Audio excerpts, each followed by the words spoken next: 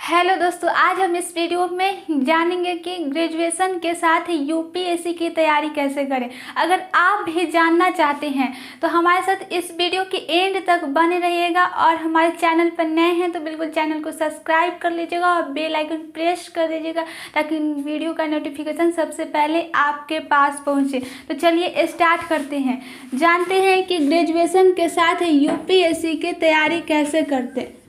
ठीक है, ग्रेजुएशन के साथ यूपीएससी की तैयारी कैसे करें।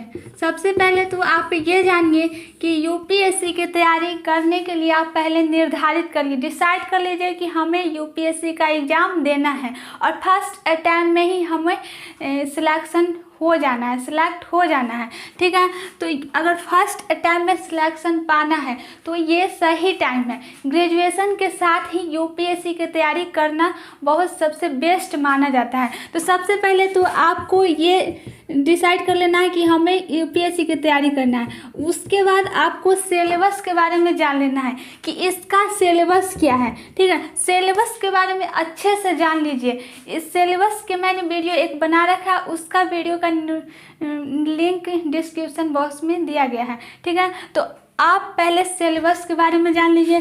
उसके बाद क्या करना है कि यूपीएससी की बात करें तो यूपीएससी में रिजल्ट कौन दिलाता है, रिजल्ट दिलाता है आपके। उसके बाद आप मेंस के एग्ज़ाम की तैयारी करिए। ठीक है, ग्रेजुएशन में है तो तैयारी करना है तो मेंस पर फोकस कीजिए। और रिजल्ट कौन दिलाता है, तो रिजल्ट दिलाता है लेखन, आंसर राइटिंग स्किल होनी चाहिए। ठीक है, आंसर राइटिंग स्किल आपकी होनी चाहिए अच्छी। इसी में आपको बहुत बच्चे को सिलेक्शन नहीं होता है क्योंकि स्पीड ही नहीं होता हाथ में, जिसकी वजह से उनका सिलेक्शन नहीं होता है।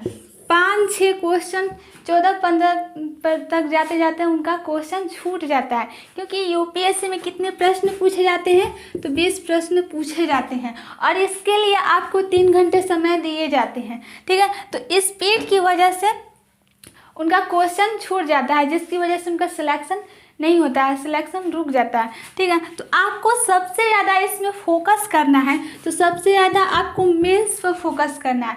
और मेंस के लिए क्या चाहिए कि आंसर राइटिंग बहुत महत्वपूर्ण है, यही आपको रिजल्ट दिलाएगा। ठीक है, रिजल्ट की बात करें मूल जड़, तो मूल जड़ यही है आंसर राइटिंग। इसमें आपकी स्पीड होनी चाहिए। अब स्पीड और दूसरा क्या है, आंसर राइटिंग में एक तो स्पीड, दूसरा कंटेंट।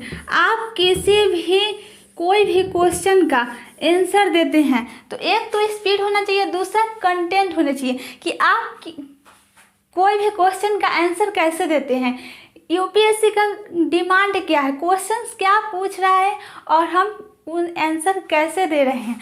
तो कंटेंट में आपको जो क्वेश्चन पूछा जा रहा है उसको अच्छा से लिखना है, प्रेजेंटेशन के साथ, एकदम सजावट के साथ।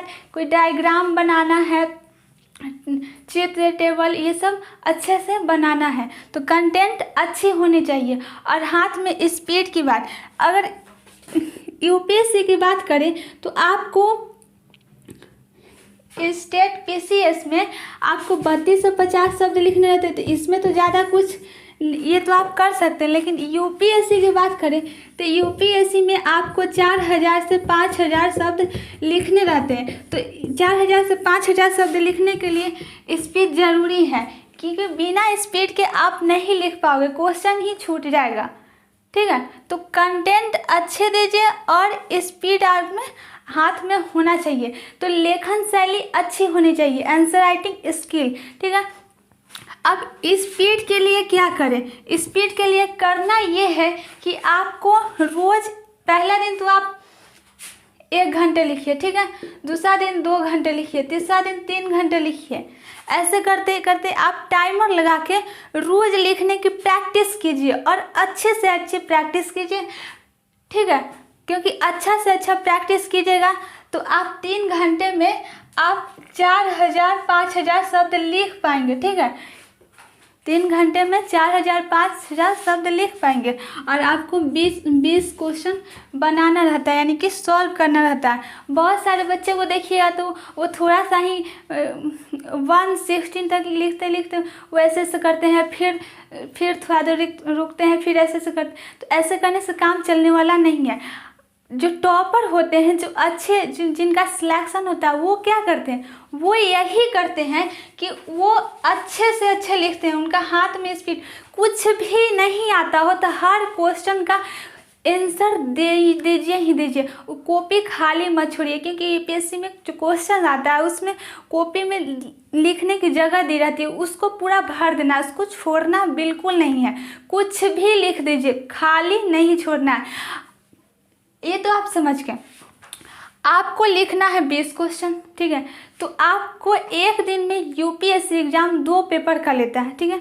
2 पेपर का एग्ज़ाम यूपीएससी लेती है और 3 घंटे में तो आपको 4000 से 5000 शब्द लिखने हैं। तो 4000 से 5000 शब्द लिखने हैं, तो इसके लिए आप घर में ही आप पहला दिन आप 2 पेपर का, पहला दिन तो 1 पेपर का टेस्ट लीजिए, ठीक है, मेंस का। 3 घंटे टाइम लगाइए और एग्ज़ाम दीजिए। 3 घंटे ही घर में ही एग्ज़ाम दीजिए, ठीक है।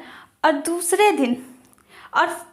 दूसरे दिन 2 पेपर का दीजिए और तीसरे दिन 3 पेपर का दीजिए, ठीक है। एग्ज़ाम घर में ही दीजिए और टेस्ट दीजिए। और टेस्ट देने के बाद आप तीनों पेपर का एग्ज़ाम आप पूरा क्वेश्चन सॉल्व कर देते हैं, तो आपका बिल्कुल निश्चित है कि आपका सिलेक्शन हो जाएगा।